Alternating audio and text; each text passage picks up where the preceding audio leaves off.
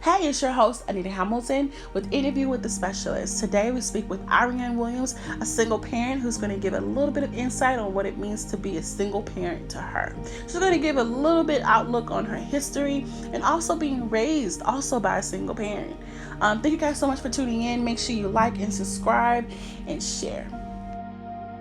So tell me about yourself. Where are you from? I was born and raised in New Orleans.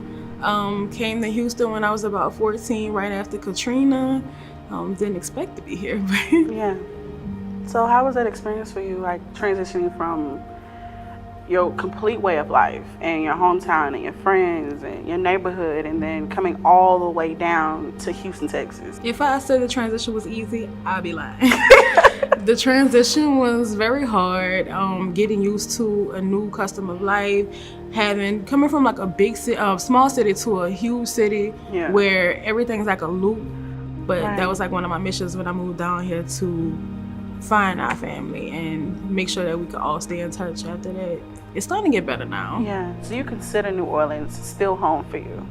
It's gonna always be home. Home is always where the heart is, and that's where most of my family is as well. And my grandma's cooking.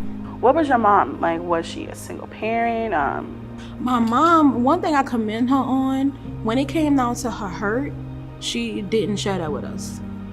She was actually the one that showed us like you can still do it without having, the father in the home. Of course, me being a child, I want that dynamic to still be there. Yeah. But she showed me that it still can happen without Right. him. That's just the type of person she's been. But like her, having any anger towards her or any animosity, anytime they had an argument, we never knew anything about it. That's why when the divorce happened, we didn't know what was going on. For me, transitioning into being a single mother, I had those anger. It really angered me a lot. I'm not gonna lie, it angered me a lot, but I still had like the motivation of I'm not gonna share that anger with my child. I want to teach her nothing but happiness. My mother showed me happiness. My mother showed me I can work, I can still provide, and have the happy dynamic for her. Now, I will say her father is still present in her life, which is great. And so he still is doing things for her. We're just not together. How do you feel that your daughter's going to be impacted with you being a single parent? Do you feel like she'll still have that protection, or? I still feel like she will still have that protection because of the type of man that he is. He doesn't know how to show love in an affectionate way, but he comes around. Even coming from where we come from and our background and everything, it does take a toll on you. Mm-hmm. So what have you seen, even like going to school or maybe, from New Orleans, or even just living life? What have you seen the relationships between mothers and daughters, and how does that, affect? Mainly in our community, you will see mothers attacking their daughters versus, nurturing them the way that they do their sons. Yeah. That's one of the hardest things ever. They're so hard on their girls when the girls is the ones that need the most love. Yeah. Now, with my relationship with my mother, it hasn't always been great. It has not always been great.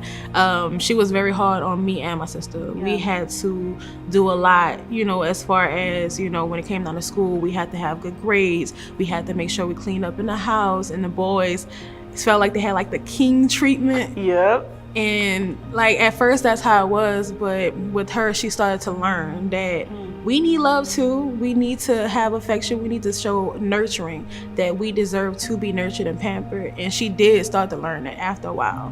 I know for me, one of the most important things is for me to show her the queen treatment, to show her that you can still be loved and pampered, but you can also be independent too.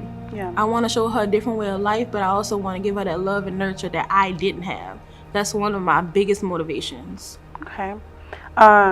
You really, like, every time you speak of your daughter, you have a smile on your face and stuff. I love her. So I feel like this is only right to ask. Has motherhood changed you as a person? It definitely has. It unlocked a whole nother level of love I never knew I had. Wow. Like literally from on the brink of not wanting to honestly be here anymore in life because of what I went through, to want nothing but life and to be here more than ever for her so that she can have a life that I didn't have. Raising children around this time, like you said before, how do you think you're going to prepare her for that? Like, how do you prepare a child for racism? How do you prepare for them to fight against themselves or possibly get hurt because of the skin tone? Preparing her for the racism in the world is something that you don't want to have to do with your child, but it's something that is really needed in our community, because even just going down the street sometimes can turn into something totally different just because of color of your skin. You know, oddly, Louisiana is a racist state, but I didn't experience it until I moved out here and I was living off of Westheimer. Huh. Yeah, that area is something. It was a time where we were, like, me and an ex of mine were being harassed because they thought we weren't supposed to be there or that we weren't supposed to be in the area. We literally got stopped. I am scared of her being one of them that are targeted when she didn't do anything wrong. That is like one of the major things, and not being able to protect her like a mother should. And lastly, what do you desire the most in your daughter's lives? I want to teach her that she can do anything and will do anything that her heart desires. I want to show her that even though you may have it harder than others, you still can do it. You still can have the smarts. You still can be independent, and it's okay to be vulnerable. Yeah. Thank you guys so much for watching the video today. It was awesome working with her. Make sure you follow her on Instagram. Also, let's stay connected to me, of course. And make sure to follow me on Instagram, Facebook, and Twitter. Thank you guys so much.